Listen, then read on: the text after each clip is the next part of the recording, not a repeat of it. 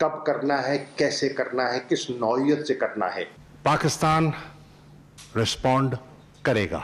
उसी तरह रिस्पॉन्स करने का प्रोग्राम बनाया गया। I said that we will surprise you. Wait for that surprise. I said that our response will be different. See it for yourself. The response will come. And response will come differently. Now it is time for India to wait for our response. The response will come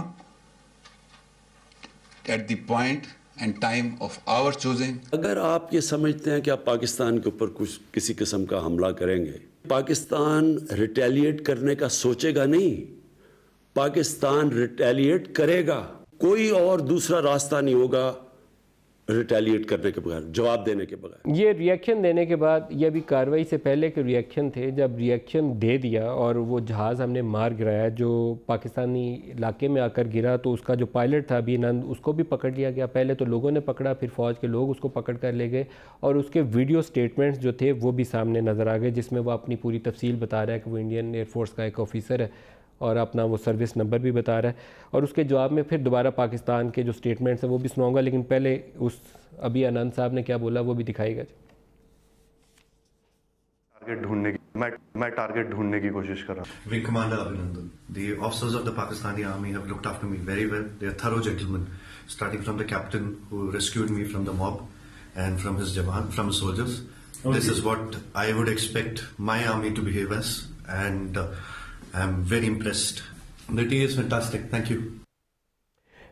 Pakistan के वज़ीर-ए-आज़म इमरान खान और जो फ़ौज के तर्जमान है DGI-SPR, उन दोनों ने दोबारा इसके ऊपर अपना रद्द-ए-अमल दिखाएगा जी। वो भी सिर्फ हम ये बताएं हिंदुस्तान को कि हमारे में कैपेबिलिटी है कि अगर आप हमारी मुल्क में आ सकते हैं तो हम भी आपके मुल्क में जाके कार्रवाई कर सकते हैं। सिर्फ इसका ये मकसद था। 6 टारगेट हमने सेलेक्ट किए। उन टारगेट्स पे हमारे पायलट्स ने लॉक किया। इंडियन एयरफोर्स के 2 जहाज एक बार फिर लाइन ऑफ कंट्रोल की खिलाफ वर्जी करके पाकिस्तान की हदूद में दाखिल हुए। पाकिस्तान एयरफोर्स तैयार थी, उन्होंने उसको टेक ऑन किया, आपस में एंगेजमेंट हुई, जिसके नतीजे में दोनों भारतीय जहाज वो शूट डाउन हुए। उनमें से एक का रैकेज हमारी साइड पे गिरा, जबकि दूसरे का रैकेज उनकी साइड पे गिरा। क्योंकि इंडिया ने हमारे ऊपर अग्रेशन किया, लाइन ऑफ कंट्रोल वायलेट की, पाकिस्तान आर्म फोर्सेस और पाकिस्तान एयरफोर्स के पास जवाब देने के अलावा कोई चारा नहीं था। ये तो यहाँ तक की सूरत हाल है। प्राइम मिनिस्टर ने कौमी असम्बली से खिताब में एक बड़ी अहम बात की। उन्होंने कहा कि बाकी तो चीज़ें चल रही हैं, पीस का पैगाम भी उन्होंने दोहराया। उन्होंने कहा कि उनको इतला मिली कि इंडिया की जानिब से मिज़ाइल हमले की तैयारी की जा रही है, तो पाकिस्तान की तरफ से भी फिर वैसे ही जवाब भिजवाया गया। जैसे मैंने आपको इसराइली और जो इंडियन एक जॉइंट स्ट्राइक का प्लान है उसके ऊपर बताया, तो उसके बाद सूरत हाल डिफ्यूज़ हो गई। जो कुछ इतलात हैं वो ये ज़ाहिर करती हैं कि भारत ब्रह्मोस जो उनका मिज़ाइल है उसको डिप्लॉय करके, ये न्यूक्लियर वॉर हेड्स के साथ नहीं, कोशिश ये हो रही थी कि इसको कन्वेंशनल तरीके से मिज़ाइल फायर करते हैं तो पाकिस्तान तो हमारे तैयारे गिरा दिए हैं, तो हम भी इनको अब डराने के लिए, जवाब देने के लिए क्या करें, क्योंकि मोदी का सर नीचे हो गया तो नाक कट गई उसकी। वो तो ये चाहता था कि इलेक्शन से पहले वो अपर हैंड के साथ जाएगा कि हमने तो पाकिस्तान को, वो जो उनका टिपिकल टर्म है कि वो अंदर घुसे हैं और अंदर जाके तो हमने उनके टारगेट्स को हिट कर दिया, वहाँ से तो कुछ मिला नहीं है, तो अब मिज़ाइल मारते हैं।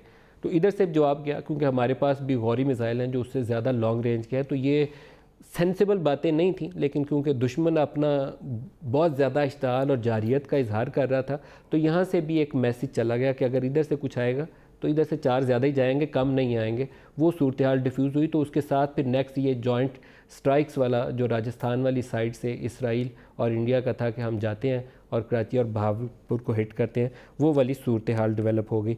इसके बाद पाकिस्तान ने पायलट को रिलीज़ करने का ऐलान किया और वो वाघा के रास्ते भारतीय हुकाम के हवाले कर दिए गए। हसन सिद्दीकी साहब पाकिस्तान में हीरो की तरह ट्रीट हो रहे हैं, उनके वो प्रिजनर ऑफ वार हैं अभिनंदन साहब, तो वो यहाँ पर जो कामयाबियाँ लेने आए थे, कामयाबियाँ तो उन्हें मिली नहीं इंडिया को, लेकिन अब इंडियन गवर्नमेंट जो है वो शदीद दबाव का शिकार है। अपोजिशन रोज़ उनसे क्वेश्चन करती है कि वो 300-350 लोग किधर हैं जो आप कह रहे थे हम दहशतगर्द मारने गए। आपने फ़िज़ाइया को सियासी मकासद के लिए इस्तेमाल किया कि आपको इलेक्शन में विक्ट्री मिल जाए, इसलिए आपने 2 कौमों को जंग की तरफ धकेल दिया।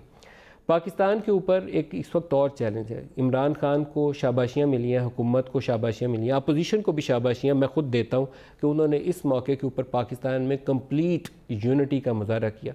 बिलावल अपने बयानात में, आसिफ जरदारी ने कौमी असम्बली के अंदर आकर, और शहबाज शरीफ ने बहुत शानदार तकरीर किया एज अपोजिशन लीडर। उन्होंने ये नहीं कहा कि हमें पकड़ के अंदर बंद किया हुआ या नैब ये कर रहा है, उन्होंने कहा हुकूमत जो कर रही है हम हुकूमत के साथ हैं। तो यहाँ कंप्लीट हमें यूनिटी नज़र आई, फ़ौज भी साथ नज़र आई।